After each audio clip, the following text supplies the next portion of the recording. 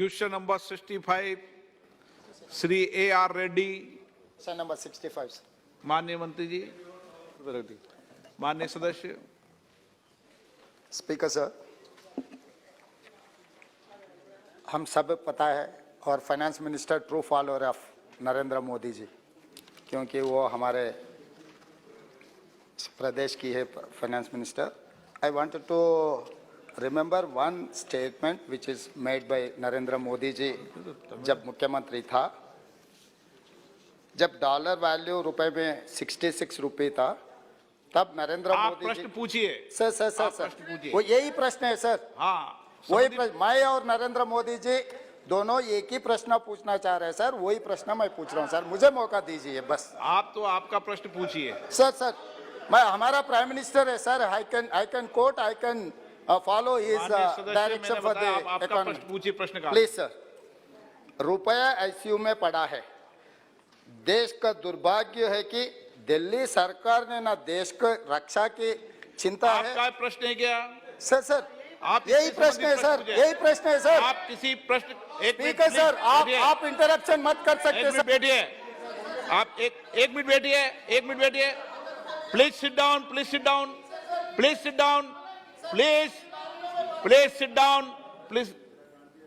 एक तो माननीय सदस्यगण, आप सदन के नेता हैं, सदस्यों को ये समझा दो, कभी स्पीकर पर टिप्पणी करके ये नहीं कहे कि आप इंटरफेरेंस नहीं कीजिए, ये मेरा अधिकार है। समझ गए ना आज की बात? मेरे पास अधिकार है। कभी नहीं होगा ऐसा। सुन लिए माननीय सदस्य, सबको बता रहा हूं। आप प्रश्न से पूछो, प्रश्न के संबंधित किसी प्रश्न काल में किसी के स्टेटमेंट को कोट करने की आवश्यकता, आप प्रश्न पूछो, जवाब माननीय मंत्री जी देंगे। हिंदी थोड़ा कमजोरी है। ना आप मुझे मौका दो। आपसे मौका मांग रहे हैं सर। हिंदी में बोले थे, इंग्लिश में भी नहीं बोले। मौका मांग रहे हैं सर। मौका मांगने का समय ऑन रिकॉर्ड है। मौका मतलब बोले। हाँ पूछो, आपका अधिकार है, सबको मौका देता हूँ मैं। स्पीकर सर, मैं आपका मेंबर हूं। मुझे कुछ दिक्कत हो गए तो मुझे रक्षा करने का आपका पूरी रक्षा करेंगे, रिस्पांसिबिलिटी है। पूरी रक्षा करेंगे। क्योंकि मैं छोटे गांव से चुनकर इतना दूर आया, आपके ऊपर बहुत उम्मीद लेकर आए हम, तो हमें रक्षा करना आपका जिम्मेदारी है सर। सर मैं ये कहना चाह रहा हूं सर, आज सरकार के चिंता ऐसा है कि इन लोगों का कुर्सी बचाने का चिंता है, ना रुपए गिरने का रोकने के लिए कोई चिंता नहीं है, कोई एक्शन प्लान लिए। जब 66 रुपीस में रूपी था, आईसीयू में चला गया। आज के तारीख में according to our finance minister reply 83 rupees 20 पैसा। आईसीयू से दो रास्ते हैं सर।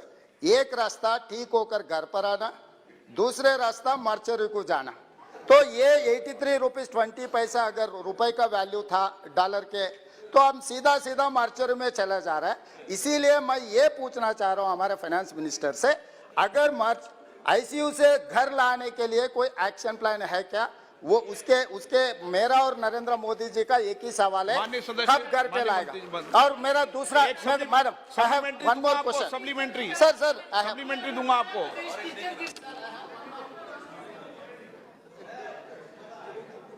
माननीय सदस्य जो तेलंगाना से आते हैं, उनकी हिंदी कमजोर बोल रहे हैं, मेरा हिंदी भी कमजोर है, फिर भी कमजोर हिंदी को कमजोर हिंदी में जवाब दे रही हूं सर। आईसीयू में, सॉरी, आप बेटे किसी व्यक्ति का जवाब मत दो। सर माननीय प्रधानमंत्री जी जब मुख्यमंत्री थे, उनका उस बयान को उठा करके अभी पूछ रहे हैं, बहुत सही है सर, पूछना आवश्यक है।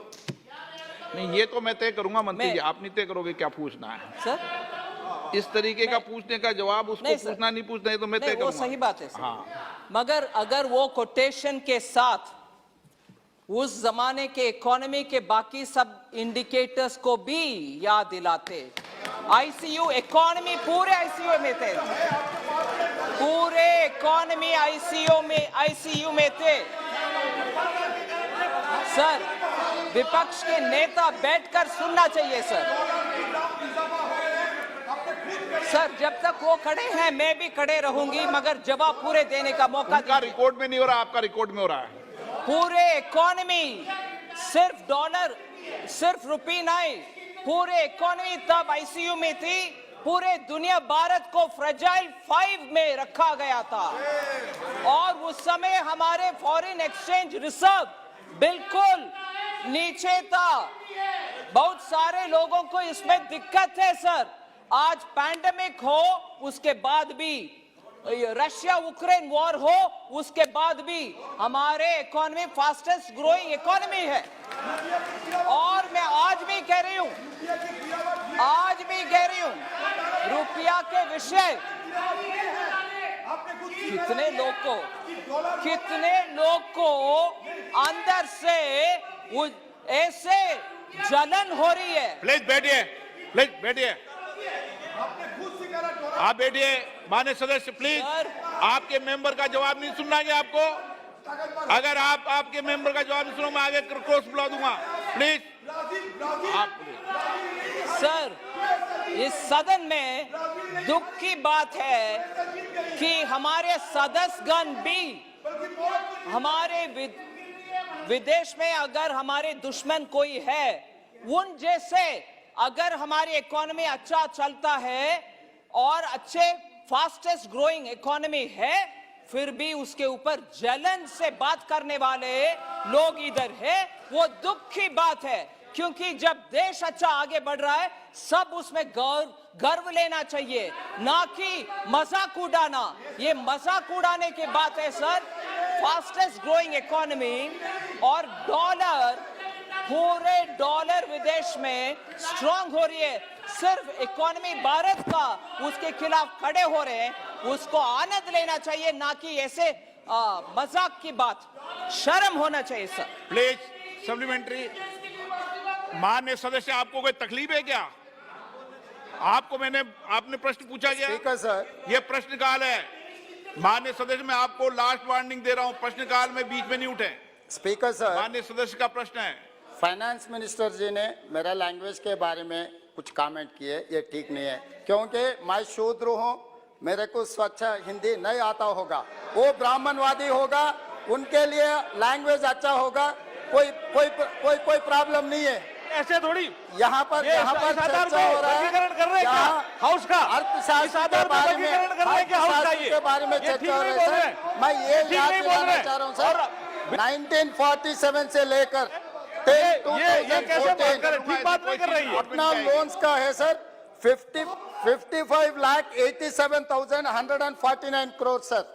8 साल में नरेंद्र मोदी जी सरकार ने इतना बारोइंग किए 18,744 करोड़।